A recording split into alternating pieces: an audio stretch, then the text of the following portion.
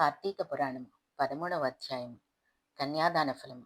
ఓ జనక చక్రవర్తి, కార్తీక మాసంలో ఇంకనూ విధిగా చేయవలసిన ధర్మములు చాలా ఉన్నవి. వాటిని వివరించదను. సావధానుడవై ఆలకింపుము.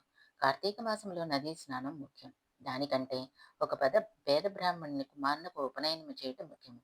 ఒకవేళ ఉపనయనమునకు ఆగు ఖర్చు అంతయు భరింపశక్యము కానప్పుడు మంత్రాక్షతలు, దక్షిణ తాంబూలాది సంభావనలతో తృప్తిపరిచినను ఫలము కలుగును. ఈ విధముగా ఒక పేద బ్రాహ్మణుని బాలునికి ఉపనయనము చేసిన ఎడల ఎంతటి మహాపాపములు చేసి ఉన్నను ఆ పాపములన్నీ పోవును.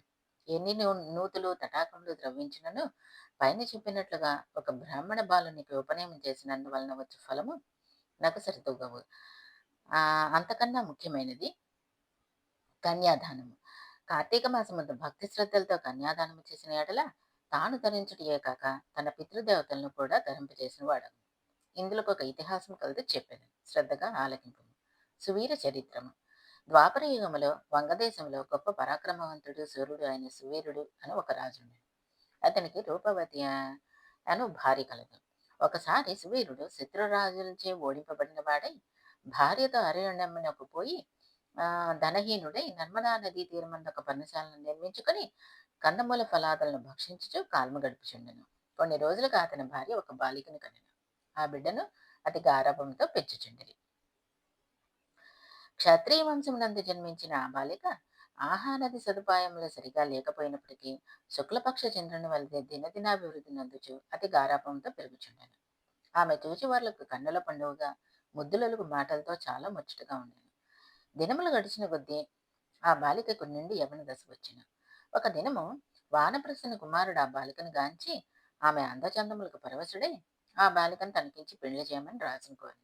అందులో రాజు, ఓ మునిపుత్ర, ప్రస్తుతం నేను కడు భేద స్థితిలో ఉన్నాను. అష్టదరిద్రములు అనుభవించుచున్నాను. మా కష్టములు తెలగొట్టకు కాను నాకు కొంత ధనం ఇచ్చిన ఎడల నా కుమార్తె నుంచి పెళ్లి చేతును అని చెప్పగా, తన చేతిలో రాగి పైసా అయినను లేకపోవడచే బాలిక పైనున్న మక్కువతో ఆ మునికుమారుడు నర్మదా తీరమున కుబేను గుచ్చి ఘోర తపమాచరించి కుబేని మెప్పించి ధనపాత్ర సంపాదించను. రాజు ఆ పాత్రను పుచ్చుకొని సంతోషించి తన కుమార్తెను మునికుమారునికి ఇచ్చి పెళ్లి చేసి నూతన దంపతులిద్దరిని అత్తవారింటికి పంపాను. అట్లా మునికుమారుడు భార్యను వెంట పెట్టుకుని వెళ్లి తల్లిదండ్రులకు నమస్కరించి అంతవరకు జరిగిన వృత్తాంతమంతయో చెప్పి భార్యతో సుఖమును అనుభవించుచుండెను. సువీరుడు మునికుమారుడు ఇచ్చిన ధనపాత్రను తీసుకుని స్వేచ్ఛగా ఖర్చు పెట్టుచు భార్యతో సుఖము కానుండెను. అట్లా కొంతకాలం జరిగిన తర్వాత ఆ రాజు భార్యామణి మరొక బాలికని కనెను. ఆ బిడ్డ కూడా యుక్త వయసు రాగానే మరలా ఎవరికైనా ధనమునకు అమ్మవచ్చునన్న ఆశతో ఎదురు చూచుచుండెను. ఒకానొక సాధు పొంగవుడు తపతీ నదీ తీరం నుండి నర్మదా నదీ తీరమునకు స్నానార్థమై వచ్చుచు దారిలోనున్న సువీరుని కలుసుకుని, ఓయి నీవెవడువు? నీ ముఖవర్చస్సు చూడగా రాజవంశం నుండి జన్మించిన వాని వలె ఉన్నావు. నీవి అరణ్యమందు భార్యా బిడ్డలతో వసించుటకు కారణమేమి అని ప్రశ్నించగా, సువీరుడు, మహానుభావ, నేను వంగదేశమును ఏలుచుండడి సువీరుడని రాజును. నా రాజ్యమును శత్రువులు ఆక్రమించుటచే భార్యా సమేతముగా ఈ అడవులో నివసించుచున్నాను. దారిద్రము కంటే కష్టం ఏదియూ లేదు కదా. పుత్ర శోకం కంటే గొప్ప దుఃఖము లేదు. అటులనే భార్యా వియోగము కంటే గొప్ప సంతాపం మరొకటి లేదు. అందుచే రాజ్యభ్రష్టునైనందున ఈ కారడవిలోనే సకుటుంబంగా బ్రతుకుచున్నాను. నాకు ఇద్దరు కుమార్తెలు. అందు మొదటి కుమార్తెను ఒక మునిపుత్రునికి ఇచ్చి వాని వద్ద కొంత ధనమును పుచ్చుకుంటుని దానితోనే ఇంతవరకు కాలక్షేపం చేయుచున్నాను అని చెప్పగా, ఓ రాజా, నీవు ఎంతటి దరిద్రుడవైనను ధర్మ సూక్ష్మములు ఆలోచించక కన్యను నమ్ముకుంటేవి. కన్యా విక్రయము మహాపాతకములలో ఒకటి. కన్యను విక్రయించిన వారు అసిపత్రవనమున నరకమును అనుభవించరు. ఆ ద్రవ్యములతో దేవ, ముని, పితృదేవత ప్రీత్యర్థము ఏ వ్రతము చేసినను వారు నశించరు. అదియును కాక కన్యా విక్రయము చేసిన వారికి పితృదేవతలు పుత్ర సంతతి కలగకుండా శపింతురు. అటులనే కన్యను ధనమిచ్చుకొని పెండ్లాడిన వారు కూడా చేయు గృహస్థ ధర్మములు వ్యర్థమొకటే కాక మహానరకములు అనుభవించును. కన్యా విక్రయము చేసిన వారికి ఎట్టి ప్రాయశ్చిత్తము లేదని పెద్దలు వక్కాణించి అయినారు. కావున రాబోయే కార్తీక మాసమున నీ రెండవ కుమార్తెను నీ శక్తి కొలది బంగారు ఆభరణములతో అలంకరించి సదాచార సంపన్నులకు ధర్మబుద్ధి గలవానికి కన్యాదానం చేయము. అటలా చేసిన యెడల గంగా స్నానం అందించిన ఫలము, అశ్వమేధ యాగం చేసిన ఫలమును పొందుటయే కాక, మొదటి కన్యను అమ్మిన పాప ఫలము కూడా తొలగిపోవును అని రాజునికి హితోపదేశం చేయగా, అందుకు ఆ రాజు చిరునవ్వు నవ్వి, "ఓ మునివర్య, దేహ సుఖము కంటే దాన ధర్మముల వల్ల వచ్చిన ఫలం ఎక్కువ.